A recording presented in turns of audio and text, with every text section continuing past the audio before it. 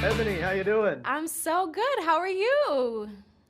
I gotta tell you, this is a great film. You made me Oh. cry. There were tears flowing down Listen, this face. I'm trying not to cry in these interviews, so help me out, please.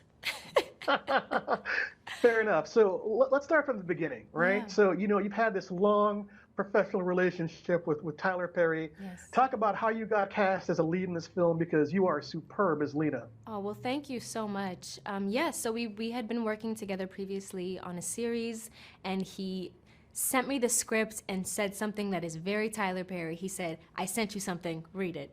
And so I read it that same day, had no idea what this story was about. I was like, is it fictional? Is it real? He said, no, it's a real story.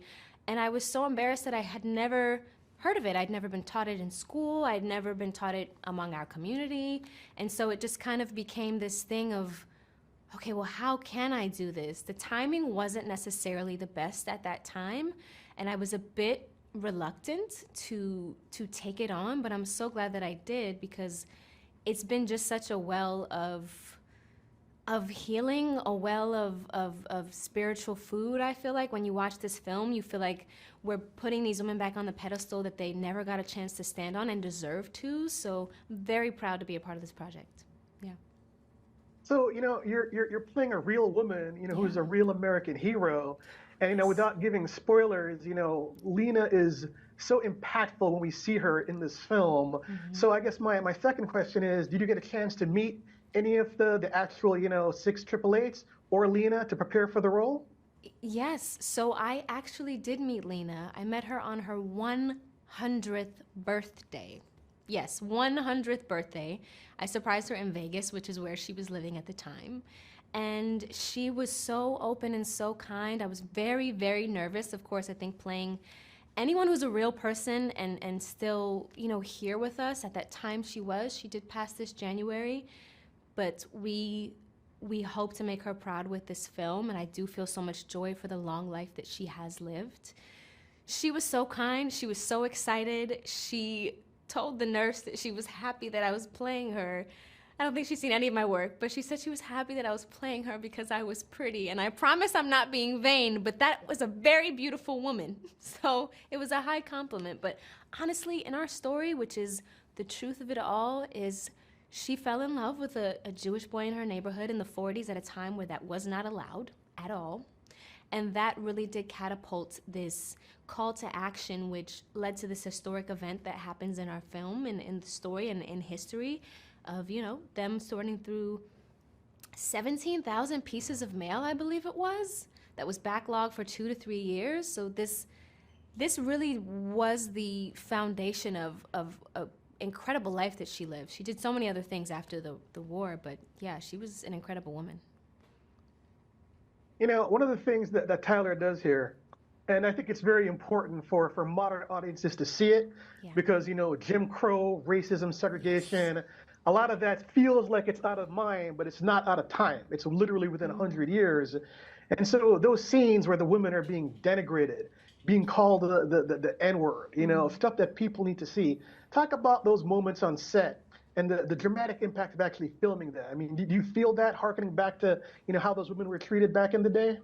Oh, absolutely. I think there is something to be said about the time that we live in today, 2024. We're still dealing with a lot of the same issues that we were dealing with back then, but that was a time where people were allowed to do it, and there really wasn't even any commentary on it. We know today that there isn't always the justice that is deserved with these instances and situations, but it wasn't even a conversation. No one batted an eye if you were called that word.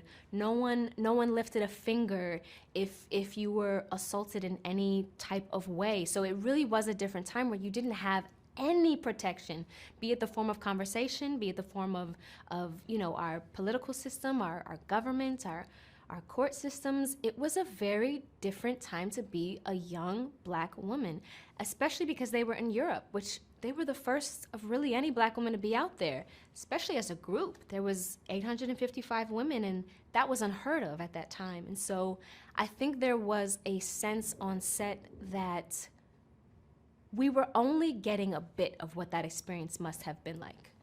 I think we all felt that that real deep sense of we've come a long way because these women were here and faced that.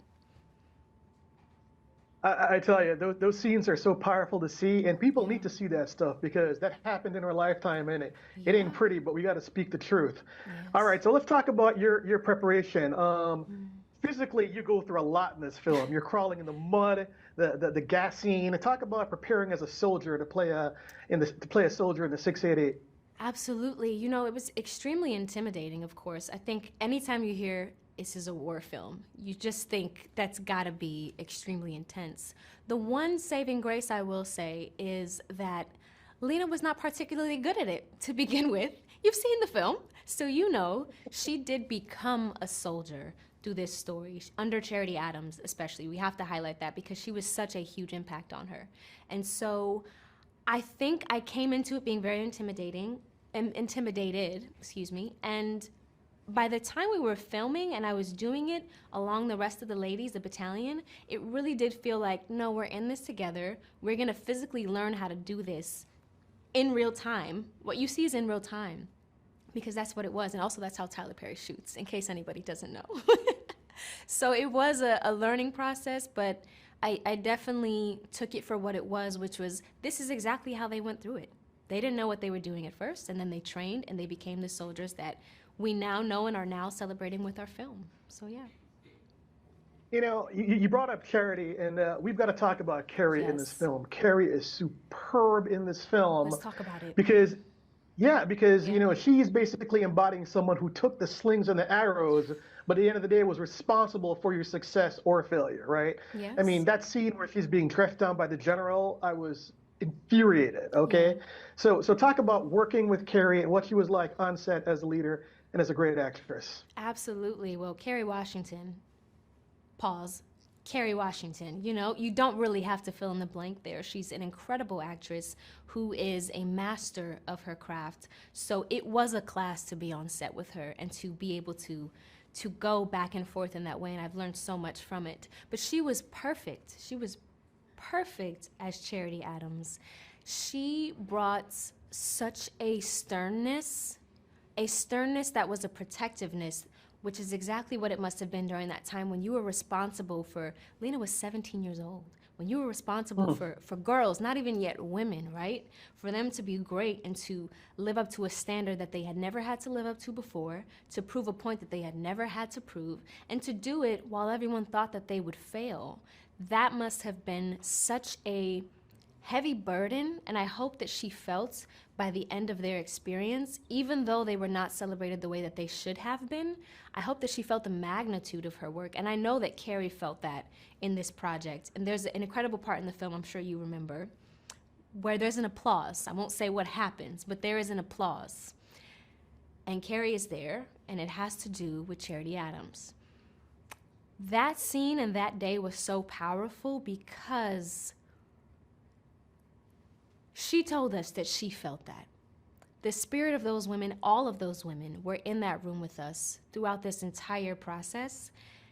And we truly felt like this is our moment to salute you for everything you weren't saluted for before. Charity Adams is a hero, as are all these women, but she was the leader of heroes. And so is Kerry Washington in this film. Well said. Okay, so my final question, I was going to ask about your career and what you're doing now. So I believe you're in the 8th season of Sistas. Is that going to be renewed for another season and continue on?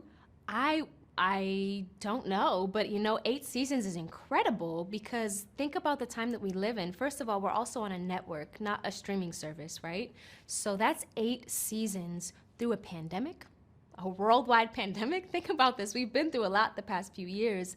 And to have people tune in week after week, because we air week after week, is just such an incredible blessing. I don't think there's any way to properly articulate as an actress what it means for people to stay a part of the experience of any of your characters. So that's an incredible feat, and I'm very proud of what we've accomplished there, which I accomplished with Tyler Perry as well. So yeah. Awesome. Great film. Thank you for your time, Ebony. You were fantastic. Thank you so much. Have a beautiful day.